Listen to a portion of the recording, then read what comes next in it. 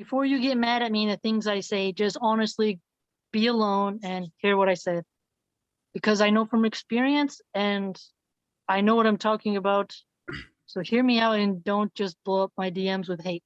I don't hate women and I don't hate men. I love Allah more than I love anything else. And every day I work harder, alhamdulillah, and you should too. I mean, Allah.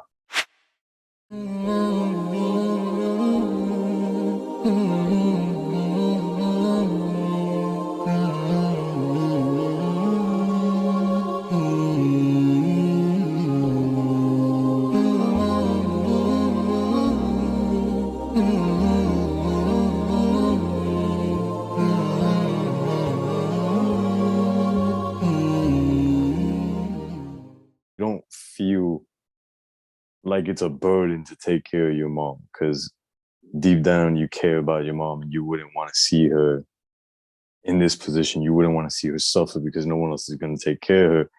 But I mean, simply just tell your siblings, like, yo, how would you feel if mom passed away knowing you didn't do anything to take care of her?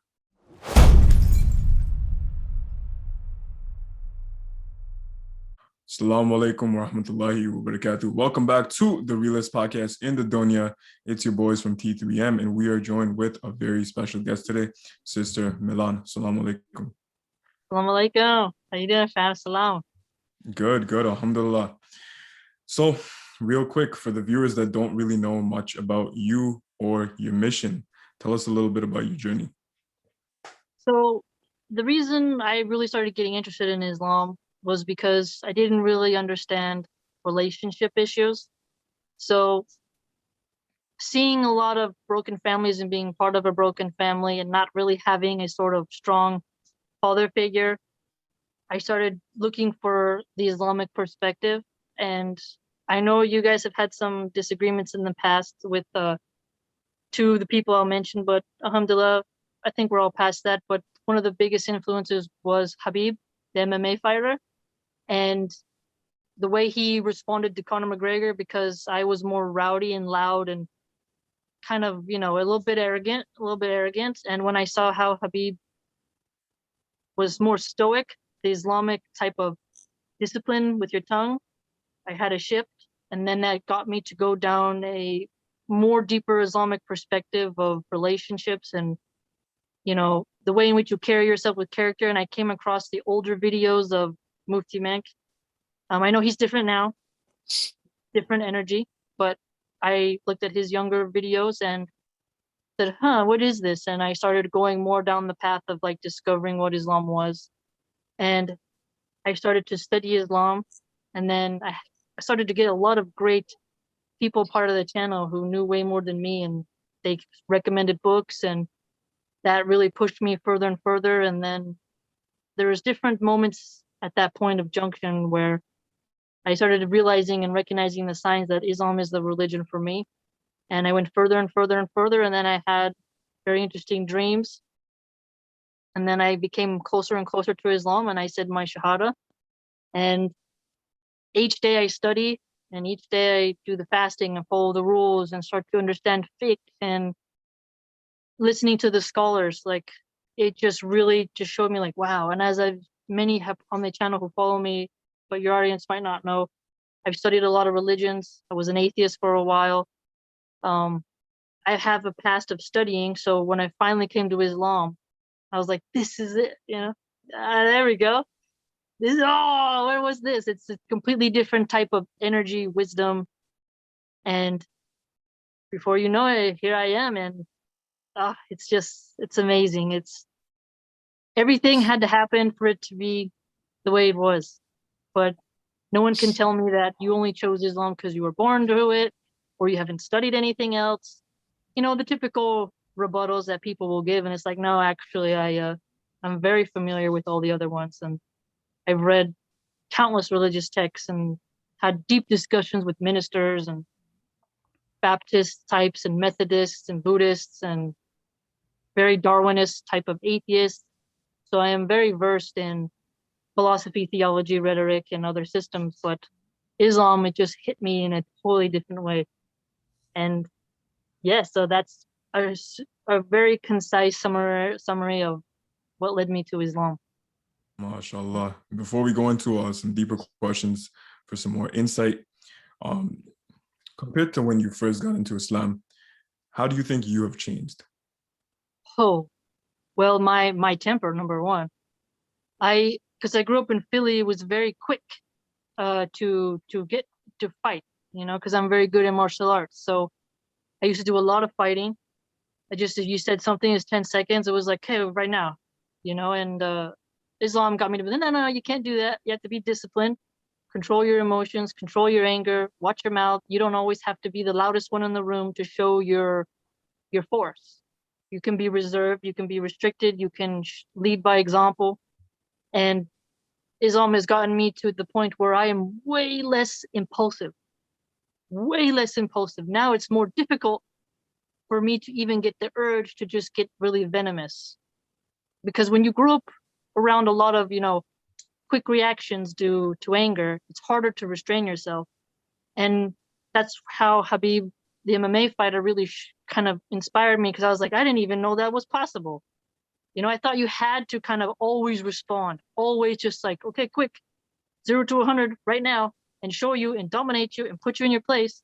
But Habib was like, he just sat there and was like collected while Connor was, dancing around and insulting his wife, insulting his religion, just saying things that I myself, if someone said to me, would have gotten up already. And I was like, why does he do that? And so many people on the channel were like, it's because he's a Muslim. And I was like, this is Islamic masculinity? And they're like, yeah, this is Islamic masculinity. I was like, really? Because I grew up around Christians and Mormons who are more softer men. They have their suits, their shoulders are very petite. It's not the kind of force. But when I saw something so like iron, like a pillar just sitting there, I was like, he's not even like, what is going on? That's amazing. So that's one change. And then the urge for modesty, because many on the channel know, but some of your viewers might not, is that my mother was an adult entertainer, and my father was a man who dated a lot of women in the adult entertainment industry. So I saw a lot of adult content in my life, and I didn't have a sense of modesty or a respect for modesty. I didn't really. I thought of it as like, you have oppression, right? Like, why do they cover up? This is weird. You need to show all the time. You have to peacock. You have to constantly be putting yourself out there. But Islam got me to understand and enjoy modesty. And that was something like, wow, because it works as a process. The more I studied the hadith, the more times I read the Quran, the more I settled down, the more I controlled my anger. The same compulsion wasn't there. And it was like a peeling away of, you don't have to, it's like deprogramming in a way. You're reshaping yourself. So the modesty factor came in, controlling my anger, and patience, being steadfast. And the whole concept of your suffering is a trial from Allah, whether you have bounty or whether you're restricted, you will be rewarded in this life or in the hereafter. But either way, you have to have patience, gracious patience, and there's no complaining. You deal with it, you praise Allah under every condition, and you move forward. There's no wallowing in your own self-pity. And that really made me feel like, wow, like, because the victimhood card is very popular right now. The more victimized you are, the higher status you get. And even though there's a lot of suffering in my life, this changed my psychology, where I was like, okay, so anything that happens to me, you must endure and wait for respite from Allah. And it just shifts the way in which you deal with trauma or bad circumstance, and cautious of when you have something good. Like, okay, it can come, it can go anytime. Don't grasp it and be addicted to it. So just watch how you deal with good things and bad things, and to press forward. So that's another way. So I would say patience, the suffering angle, and modesty, controlling my anger, and materialism. I mean, the materialist angle, because I'm sure you know the American consumerist culture, right? Buy the cars, buy this, title worship. And I started to peel it back. I don't need this brand. I don't need, this networking group. I don't need this title. I need to focus on the hereafter. I need to focus on doing good deeds, having patience, giving zakah, my salah, sound fasting. I need to study. And then I got all my energy just kind of shifted towards studying Islam, being healthy, cutting out bad friends, cutting out the drinking, cutting out any type of party lifestyle. It just really started coming down, and then enjoying that change. So Islam has changed me. I mean, just a whole new person, to the point where people mention it, and my family is pretty happy because they were worried. I'm the first Muslim in the family, so they're Christians and Mormons. And so they were like, Islam, better be careful, because they have stereotypes from the television. They never met a Muslim. So they're like, what does this mean? Like, where are you going? You're going to leave? Where are you going? It's like, no. And they just see the change and they're like, oh, wow. It's like, if they can see it, others are seeing it, and I see it within myself. So those are some of the bullet points of how Islam has changed me. Alhamdulillah. And I know the other two might have a couple questions. I know I got a lot, so I'm just going to get them all out there. But my first one is, how do you think, or how did your parents, or just those around you, how did they really take you coming into Islam? I know you briefly went over how they had these preconceived notions, but how has that changed? Where are they at right now? Well, as I mentioned, my father is a Freemason, and he is into the occult.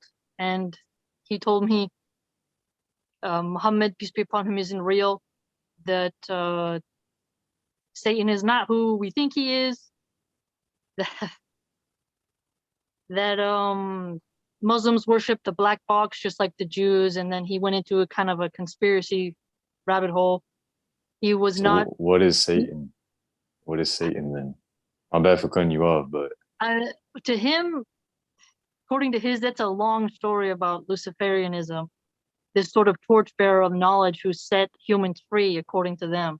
They don't see him as an oppressor or a trickster or someone to be worried about, but someone who relieves you of your restraints and allows you to bring forth a sort of raw self-will. I'm summarizing it, but that's their view in a nutshell. So he was more, remember, and he also had a lot of women. He has a lot of women. So modesty to him is not, he has belly dancer girls.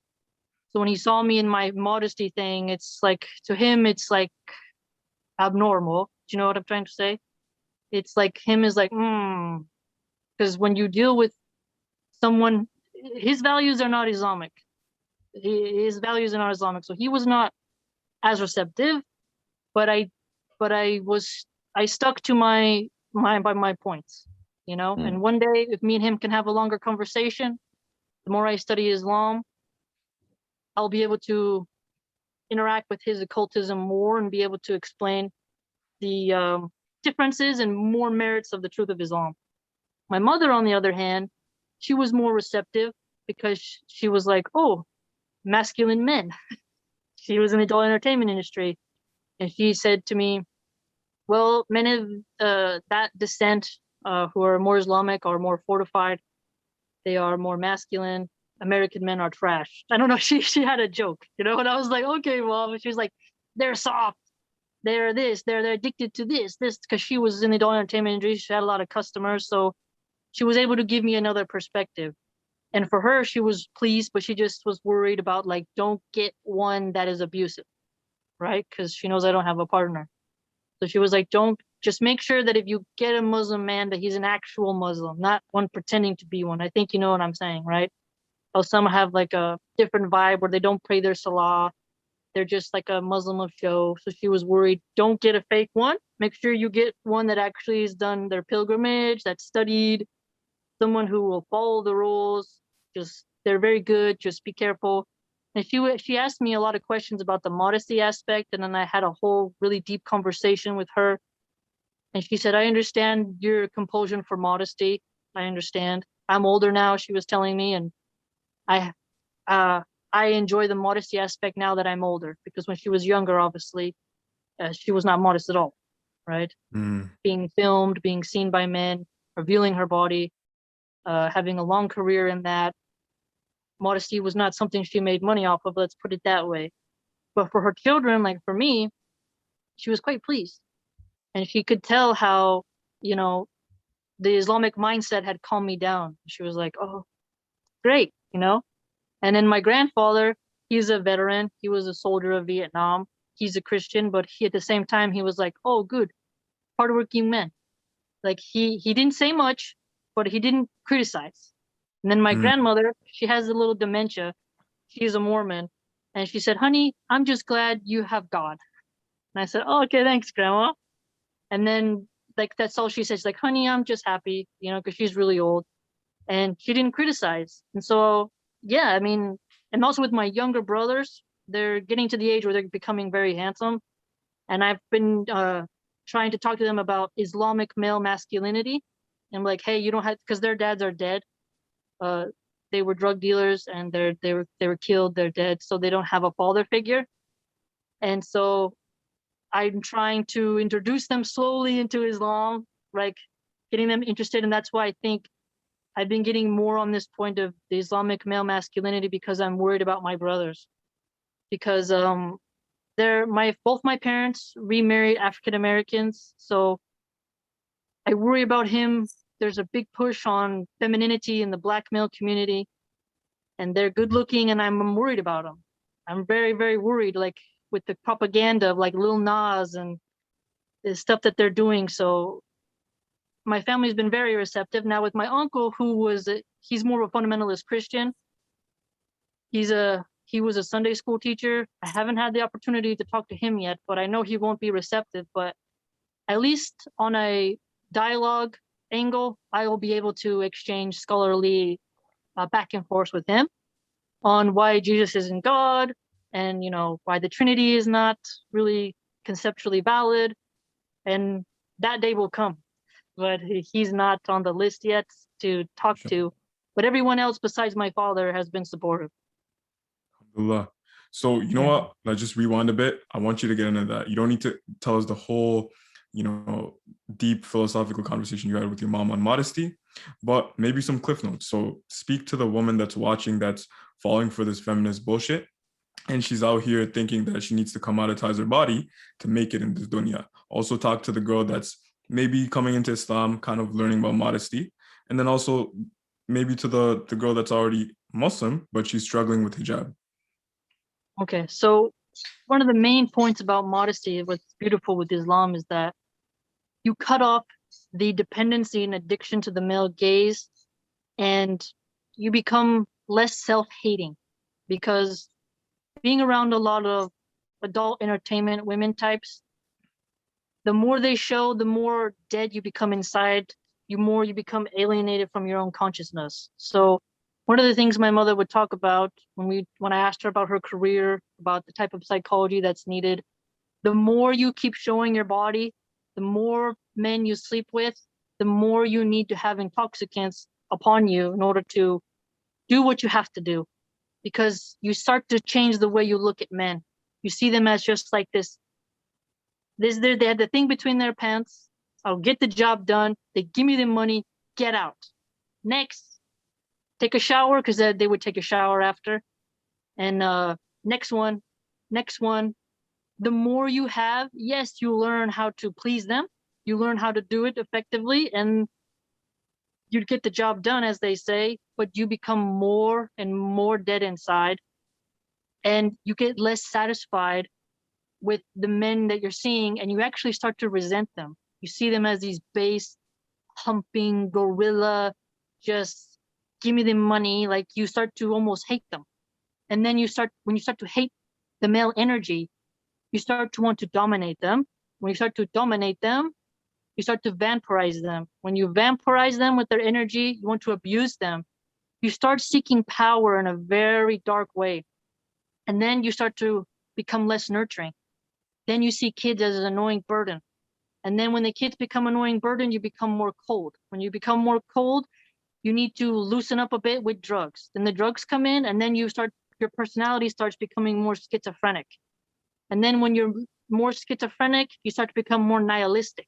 When you become more nihilistic, you become more self-loathing. and then you need to buy something, and then you buy this stuff that she would say, you'd buy all this stuff, and the shoes, the perfume, the jewelry, the flowers, everything, nothing was hitting. And then she moved into crack. She was like, because she became a drug addict. And then it was a mess because you just keep going down, down, and down. And then at a certain point, you're so mentally damaged from just using men that you can no longer see the goodness in men. The weak, virtuous men, like the Christian or Mormon she would describe, you'd see them as like, I'll just smash you. I'll peg you. I'll crush your testicles. And then when you get a dominant man, you almost want to destroy him, like the Epic of Gilgamesh. I don't know if you read it, but Ishtar was a quote unquote goddess. It's like a 10,000-year-old tale. And you almost want to take those masculine men's heads as a trophy. As sort of like, I crushed him. I submitted him. I got him. I put a collar on him. That's what the dominatrix stuff is, because she was also a dominatrix. So the more dark and sickly you become, and the more vain and vapid you become, you also want to alter your body to compete with the younger women. So the plastic surgery comes in, right? You say, okay, I'm going to fix my boobs this year. I'm going to do my lips.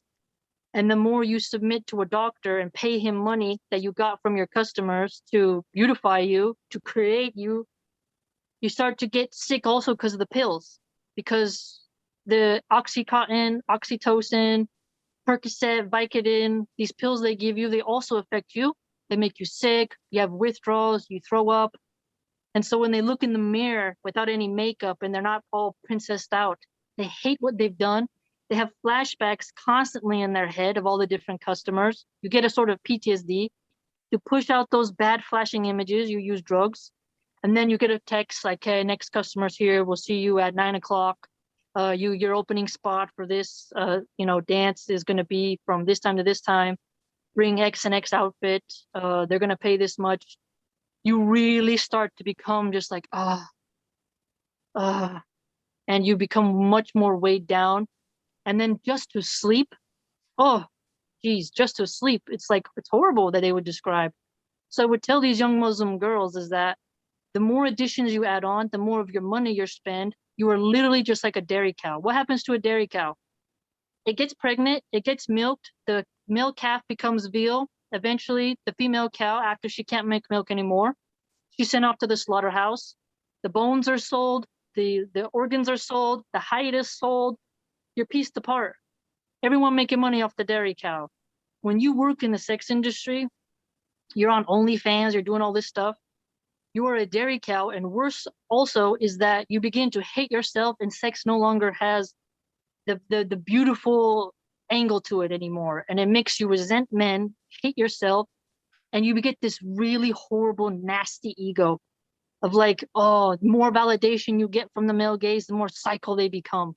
It's like, I know I'm beautiful, I know I'm this, and it's like, you're so nasty, you're so mean, you're so vain, you're so There's a sharpness to your tongue. It's like you're so manipulative and lying, and you only care about going out, and it's like they can't stay home and they spend all their dudes' money. It's like, no wonder why no good man wants them, because a good guy, he gets that energy that those women vibrate and feed off of is not normal. Right? They become abusive, and once they start drinking a lot, they smack their men, they hit their men, way more quick to fight. So quick to fight. I mean, these girls, they start out really good, but the pimptresses, a real Pinterest, man, I've been around them. They just, that's a scary woman, man. That's a scary woman, because it's like, it's their business to take you as a good girl and to fill you so many times with men that you no longer are even who you are. And the way they can manipulate you and color your psychology, you're not going to like it. Muslim girls, you're not going to like it. You're going to hate yourself, and you're going to regret what you did. And intimacy is not that hard to learn. When you like somebody, it comes out. What they're going to teach you, yes, you'll get skills, but when it really will matter, you're going to be blocked inside, because you're going to need a substance to get active, to get warmed up. And that substance is going to pollute your womb. It's going to affect your hormones. It's going to affect your metabolism, and it's going to drain your wallet. And, these drug dealers, they're going to peddle your drugs to you, They're going to want a piece of you too. If you don't have the money because, you spent it, right? You maxed out your credit cards. You don't have a couple customers for a while. They're going to say, okay, you can't pay me the money. I want something else. And then she's going to hate herself for having to constantly give her body to people for validation. It starts with OnlyFans. It starts with Tinder. It starts. And these Pinterests, they're smarter than these girls. They want to take the virtuous young girls, the fresh immigrants, the young girls who are innocent, whose parents have guarded them, because that's the flavor, that's the menu, that's the price for them. The men who I've met and who I've been around, and my father being of those types, they want a fresh girl who hasn't been broken in yet.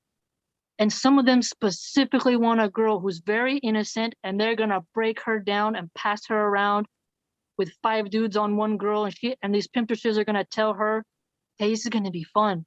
We're gonna have fun, we're gonna have fun. Come on, just have a little martini, have a little pills. It's gonna be all right. It's fun, relax. We got music, we got food. Come on, just go upstairs. And the girls, when they do the walk of shame, as they call it in the morning, the makeup's messed up, they stink like all these different guys. A lot of these girls report crying in the shower. They have like a feeling inside of like a gap. And they're tender down there, they're not gonna like it. And once they heal from that, then they can go harder next time. And harder next time. And harder and harder and harder. And before you know it, once they get a reputation, as soon as they get in the car with a John, he's gonna say, like, I heard about you. I don't have to treat you well, The pimp culture is extreme. And the way Hollywood makes it, the way the strippers make it, remember, a lot of them are on drugs. It's what a lot of innocent Muslim girls don't realize. The makeup hides it. The jewelry hides it. The ugliness of what goes on in those rooms would break their parents' heart. And it's going to be filmed. It's going to be uploaded. People will try to blackmail you.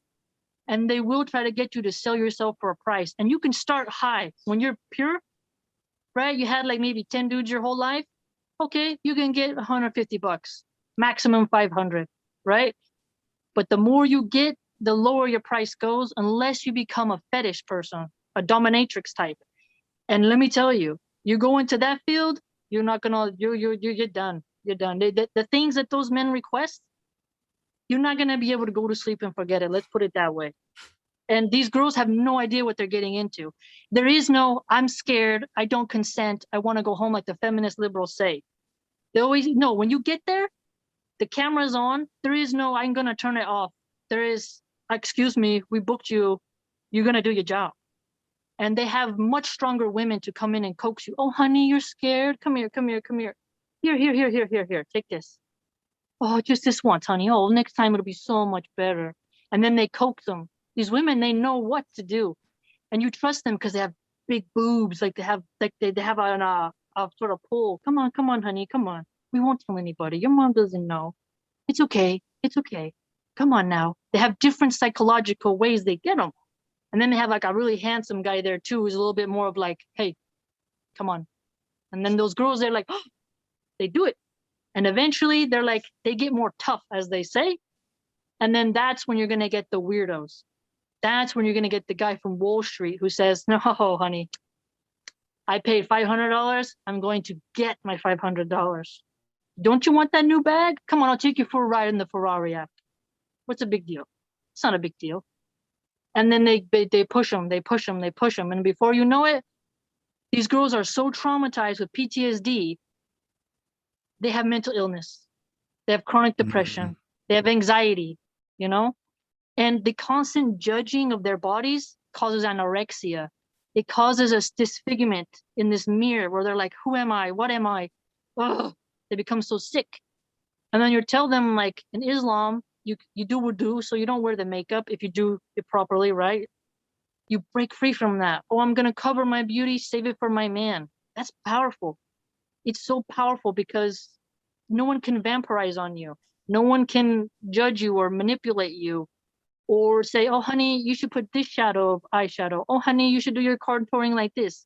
Change your hair color this way. Do this. No. I'm going to do this, what I have to do for permeability for my salah. My dedication is to Islam. I am not going to be a dairy cow for you. I'm not going to the slaughterhouse. I'm not going to the brothel. and I'm going to listen to my imam. I'm not going to listen to the pimptress. Hmm. Islam is a very powerful tool. The more I study it, the more I learn. It will save you from the trauma. Because Cardi B, Nicki Minaj, all these women, they don't talk about the loneliness and mental illness that they get or the dangers that come from marketing yourself like a piece of meat like that. Because when the door closes, that's when the danger comes. So that's what I would say to the Muslim girls is that stop now while you're ahead. You're going to get a customer who's going to fracture your brain. There's going to be things they're going to ask you to do. And at first you might say no. You say, okay, I'll give you 200. No, 300, 500. You're like, oh, 500? Oh, geez. And that's how it gets in. But then when you got the money and they toss it at you, they toss the money at you. When you leave that place and you go home and you take a shower, it's in your head forever. Yeah. It's I just want to there add forever. something real quick that before you go on, that a lot of people are listening by now. They're probably disliking, they're probably commenting, and they're gonna be like, okay, it's not that bad. Or what do you mean? Not every girl does this. Here's the thing. What Sister Milan is talking about, it could start from just being hooked into Instagram validation. It could be you needing attention seeking people in your DMs. It's not gonna have to be a transactional thing where you meet a guy in a hotel. Guys, it literally starts with the basic fundamentals of internet modesty, not really having that in check, then OnlyFans, oh, it's not that bad.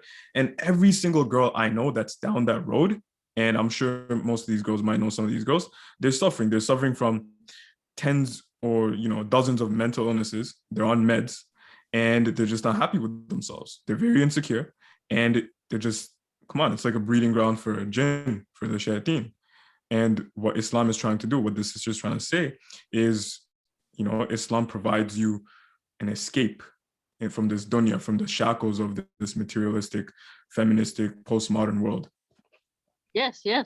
Because see, why they insecure is because when the male gaze looks at you, or the female, because you will have to do lesbian actions eventually. Eventually, you will have to be bisexual. There is no, oh, I'm only going to be straight. No. You do what you're paid to do. And once you allow the money in, the money will make you walk. The money will make you talk. You will be a slave to paper. You really, literally. And they'll get insecure because they'll be like, you know what? Your boobs aren't the shape I want. These customers will tell you, no, you know what? Can you wear a wig? I don't really like your hair color. Can you put some contacts on? Can you make your eyes blue? Can you put in some vampire teeth? They will change you. Oh, can you wear, is there a possibility for you to, fix your nose a little bit? You know what? I don't really like your length of the hair. Can you cut it? Well, can you wear, like they'll just start to tell you what to do. And the more you start to become a circus performer, that's when you're gonna start getting more alienated because you'll be like, oh, I gotta wear all these costumes, I gotta perform, and I'm not heated up because some men, they're not gonna touch you and warm you up. They're gonna say, right now, not all men are gonna be like this 50 shades of gray. Oh, I'm gonna talk nice to you. I'm gonna give you food and wine. No, sometimes it's gonna be the door's closed. Do what I said. Here, I got an outfit for you. Here, dress like a dog. Here's a snake. I want you to put it on your body while I touch you. All types of perversions come in. And there is, it's just, you cannot control it. When the avalanche is coming, you think, I'm going to be strong. I'm so special. I can resist. These psychologists, these pimptresses, they've been at the game longer than you. You think you're the first girl to be like, I'm not going to be a big whore. I'm just gonna go with the nice guys who are handsome. It's going to be a guy with a fat stomach who's balding, who's like smells like cheese. It's not always going to be the handsome guy. And money, if you got a skinny dude like from Wall Street or one who works in the financial district and he says, I'll give you $1,000. And she's like, what? $1,000 for an hour? And he's like, here's his list. And then you look at it and you're like, okay, this is cool. Oh my gosh, what? And then that's when the Pinterest comes in with the drugs. Drugs will make you do things that you will be so embarrassed about. And they say, well, I won't need drugs. Oh, honey, you're going to need drugs once you have a couple Johns. These girls think that they can tell a customer what they want. That's what you think in the beginning. But I know from experience, hearing my mother and meeting these stripper women, honey, You ain't got no power over a man who runs a brothel. It's his job to tell women, what they got to do. And they know exactly how to do it. And some of the girls, there'll be a handsome guy that'll get them in. He will give her really good intimacy in bed, and he will totally dominate her in an unhealthy way, not the healthy kind, right? And he will say, hey, can my friend come in? Why don't you have both of us? And she'll say, oh, I'm shy. And he's like, honey, don't be shy. And then his friend comes in. And then the next guy comes in. And now it's 3-on-1. And she's like, who am I? And she'll stink. And then afterwards, they'll make jokes about her in front of her. Like, oh, look at this, look at this, look at this, look at this. And then she'll get embarrassed. Mhm. And they know what they're doing. You cannot Yeah. tell these people who it's their business. Like, if I'm going to go to an investment banker, I'm the customer. I'm going to tell him, no, we're going to negotiate. He's going to tell me where to put my money. Right? You go to a chef, you can tell him how you want your steak, but he's going to be the one to cook it. With these pimptresses and these brothel owners, these stripper club owners, you're not going to tell them what to do. You think because you're kind of like attractive, you got your long nails, you got your nice bag, you wear all your perfume, you're going to tell them how to do it? Honey, they'll let you think it, but they got their pros. So be safe. Islam keeps you so safe. Like, if you keep your prayer times, there's not going to be time for you to do that. I got to go to Salah. I got to purify myself. I have to wash my makeup off. I have to do ghusl. I have to hang around righteous people. I need to listen to some scholars. I need to study. The Quran softens your heart. I wear the hijab, the niqab, right? The himar. These things are like medicine for you and are a protection. And birds of a feather flock together. You cannot be a good Muslim and hang around these sexy brothel types. It's just, that's the peddle of the occultists. I mean, it's hard for people to understand because maybe they had good parents. The rebellious aspect comes in. I want to rebel. You want to rebel? Okay, they're going to show you how to rebel. But guess what? You'll rebel and then you will be repelled. As soon as you're kind of tossed up, you're a little bit chewed up. Yeah, I think you are cut out. Well, I don't know. Thoughts?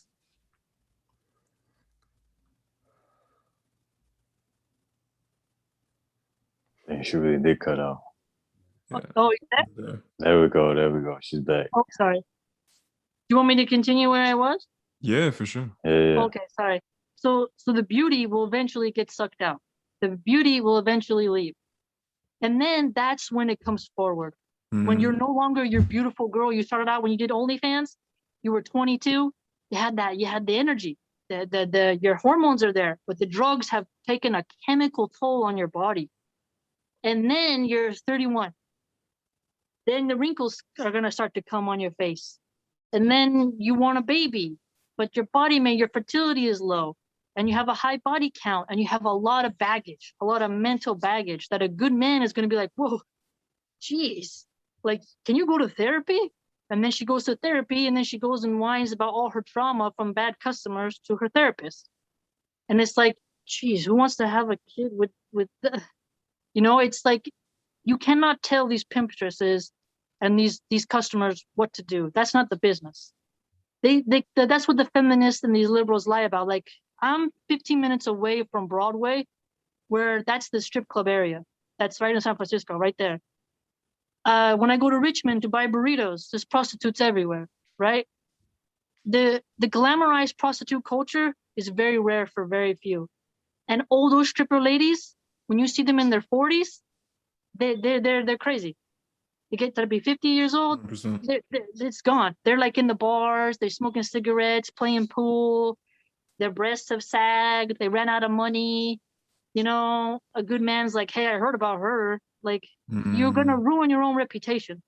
So Be modest, stay on the straight path, worship Allah, love your own skin, love who you are, be good to your man, honor your man, be happy with a small body count. You don't need to vampirize men in order to get energy from them. A matriarchy that these feminists want is not going to be what you think. It's not going to be this utopia. We're all brushing each other's hair and, like all the women are nice to each other. Patriarchy is better because they will protect us, keep us safe, give us healthy children, and healthy male energy that is protected from the vampiristic brothel industry, the jinn, the occult, the darkness of that aim, because that'll also feminize men. You know, that occultist energy also busts out men to where they become bisexual, feminized men who can be mounted anytime. And that is not something Islamic. Islam does not have that. And the male Islamic energy that I have come to know, it's not going to agree with the liberal feminist utopia or the atheist utopia of everyone be like bonobos. We have communes where we all raise each other's kids. We swap partners. We use drugs to loosen up. We create artificial wombs. No, it's completely different. So if you're a Muslim girl and you're being tempted, you are not stronger than these professionals. They're professionals. That's their job. Look at the bull, for example. Just look at a bull. If a bull can be mastered and be ridden on by a cowboy, what makes you think as a girl that you're going to tell a brothel owner what to do? If the strongest animal can be submitted, you can too. So don't get your ego boosted by your makeup, the music, your jewelry, your perfume, your car. That's all material garbage. They know how to get inside of your head. They're professionals. You think a lot of the girls think because they have material objects, they'll have the energy, the power of their soul to withstand corruption. No, honey. That's the way in. They know how to play with you in ways these girls don't even understand. Don't let them in. Stay away from those women. Be happy with who you are. The plainness, the minimalism will keep you safe. Islam will keep you safe. And I know from experience, those women don't end well. You don't end well. You think you're going to have stories to tell other girls while you're hanging out on brunch? Oh, I did this, I did that. It's all going to come back in your dreams. It's going to be with you when you go to work and you like the images come in your head. You're going to want the images to go away, but you let it in. It's there forever. And they say, well, I need pills from a psychologist. I need this. And then the pills have their own side effects. It's just your body is going to be one messed up circus party of jinns. It's really sad. It's really sad. Women are always like today, the modern woman is on this train that, oh, we don't speak bad about other women. Kind of like men, it's usually easy for us to nitpick and if a guy's not on his stuff, we tell him straight up, like as it is. But women naturally, they don't like that. They have this sisterhood feminist type of community, this collective where it's like, oh, we don't want to speak bad, we don't judge, we'll let them do whatever, every girl power, whatever, this is what I hear. And my problem with this is, how are you going to improve if no one holds you accountable, right? The stuff Sister Milan's talking about, it's no other girl's going to say it as it is. And it's not going to be as bad in every case, but it always starts with, oh, I'm just going to, go outside just for some male gaze. Oh, I'm just going to go to the club, I'm not going to the club for attention, right? I'm just going to go to the club. Or, hey, I'm just going to post this on Instagram. I know that voice inside me is telling me I shouldn't. I'm just going to do that anyway. Or, hey, what's wrong with OnlyFans? I'm not doing porn, right? It's just OnlyFans. I'm just, guys are dumb enough to pay for it. So why not monopolize that, right? But So see, that's the thing is like, they say that men are dumb to monopolize, to monetize them. You already started. That's it right there. You're already turning men into an ATM. You're already disrespecting them. And then when they're going to come and disrespect you, treat you like a piece of meat, they complain. That's how it starts. It starts with, well, I'm hot, so why not make money and rob men of their money? You already started the process that is un-Islamic, that's unholy. You cannot treat men like that. You treat men like that, he has a reason to not want to treat you well. He has a reason to be like, you know what? You're going to talk to me like that? You're going to treat me like that? Okay, two can play this game. And the men are always going to be superior at doing it to women. Always men is going to win in that area. And the thing is these girls say, don't hold me accountable. These pimptresses, they'll fight you too. The other strippers, the other prostitutes, do you think they're going to be nice to you all the time? They'll put bleach in your shampoo. They'll rub their, the things that these women will do if they get more customers, they'll be mean to you as well. Oh my gosh, the fighting that can happen backstage, the fighting that happens between girls, like if another girl says, I like this guy, and he always goes to you instead of me. Oh, I hate you. They'll do pranks on you. They'll put garlic in your milk. They'll do like pranks on you if you're inside the brothel house. Or they'll purposely make you go with a very violent customer. They'll set you up. It's like there's no sisterhood amongst prostitutes, amongst strippers. You think they're gonna be like, oh, girl power? No, that's a facade. Oh my gosh. And those women don't really know how to fight, but man, they'll slice each other's faces up when they have their makeup mirrors. The way they're like, oh, she has this, she has that. The gossiping starts. Oh, look at her. She should work out more. She's fat. Oh, she's oh no, oh no, no. And then you'll be hurt by the other women too.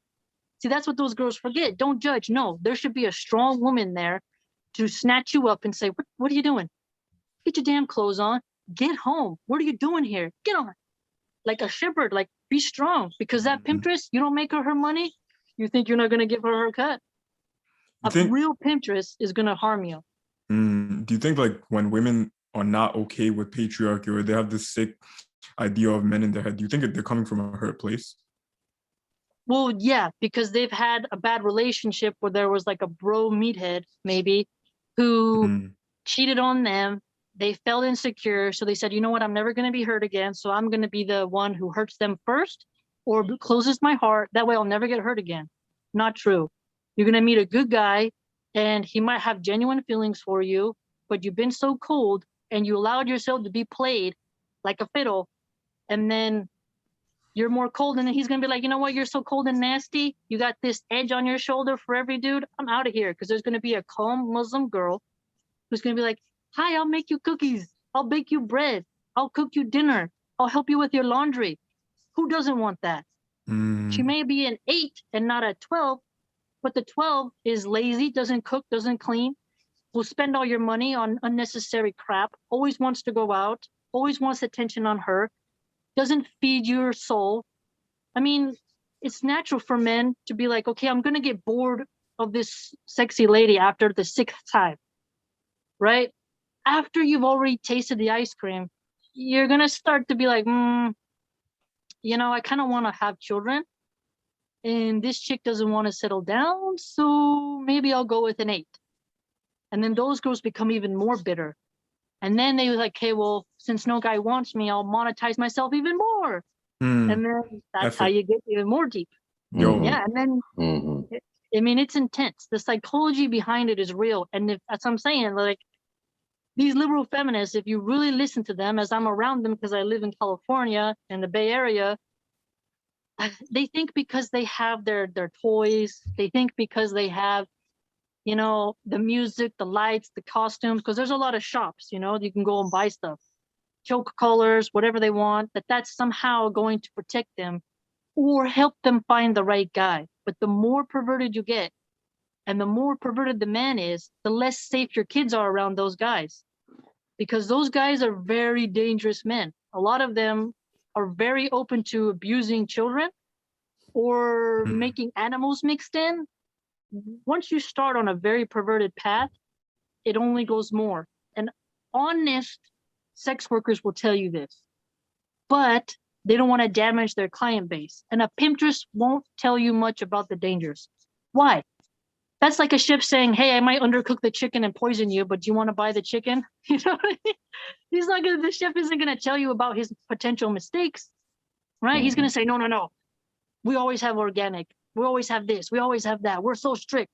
A pimptress and a brothel keeper, a pimp on the street, they're not going to tell you always the dangers. They might give you a little bit like, oh, have a safe word. Here's the number to call. And then they'll say, oh, well, if prostitution became legal, they argue, men would be more afraid to commit such perverted acts, which is not true, because even when my mom was an escort and these men are dropping hardcore cash, plenty, the old cliche of women being left in dumpsters is like, you think these Epstein Island types, they can't pay a lawyer to just dispose of you? You know, it's like these women are very dumb. They think because if they go to an expensive customer that they'll be safe. No. That just means he has more money to dispose of you. You didn't want to do something, they're afraid you'll talk to the police, they will get rid of you. And they will send women to send you a message as well. These women are not smart. They're being brainwashed by music videos. And it all starts with taking off the clothes piece by piece. Take off your hijab, put on this halter top. Oh, now make it more sexy. Show more, show this. The male gaze is addicting because it gives you validation. It's once you let it in, it's like a wave, a surfer. You got to be a surfer. How many surfers crash? They fall in the water and there's sharks in the water. These men will feed on you so hard and stalk you. When you get like, and some girls think, oh, well, they won't find out my real identity. Yes, they can. It's so easy now to find out who people are. They can find where you live. He can find where you work. He can find you. It's so easy now to find people in the digital age. If these dudes show up at your home, you're going to be afraid. Oh, I'll call the police. They will stalk you. My mom told me that she had to deal with so many stalkers. Male customers who were so addicted that they would go to her car, they leave her notes on her car, leave flowers on her car, leave her watches, leave her shoes.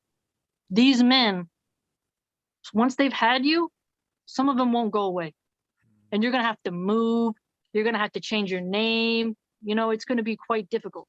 I want to hear what Brother Angel and Rami has to say. And to be honest, it sounds extreme to a lot of our viewers, but it's like the road that Sister Milahan is painting for us, depicting for us, it only leads that way. And when you're 1 or 2 or 3 paces that direction, you might think, okay, I have the akal to like restrain myself. I'm not going to be like every other girl. I'm not going to go that far. But it's like, my guy or my girl, the road only leads that way. So why are you even walking that way? Do you get what I mean? Like you're just being stupid. Yes. Yeah. And so, okay, so this is really good stuff, and it gives people insight into this type of life, because this is not something that many people know about.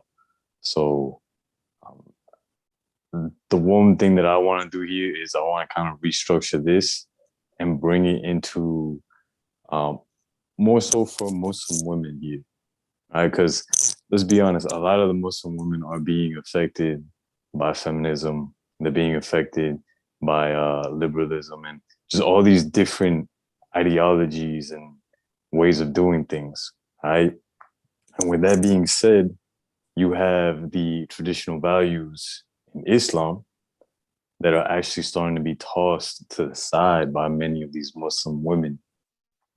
For example, there's a lot of Muslim women that are completely against polygyny, even though clearly it says it in the Quran. You got a lot of Muslim women who they literally just want a man that's going to take care of everything for them, but they are trying to one up. And kind of like you said, it's a very domineering type relationship where the woman is in her masculine and the man is in her feminine. And what's crazy is that the woman will actually want this because of the ideology that's being instilled upon her, because of the things that she's putting onto herself, thinking that this is correct. So for these chicks, what do you have to say for that? You don't feel like it's a burden to take care of your mom, because deep down you care about your mom and you wouldn't want to see her in this position. You wouldn't want to see her suffer because no one else is going to take care of her. Well, I mean, simply just tell your siblings, like, yo, how would you feel if mom passed away knowing you didn't do anything to take care of her?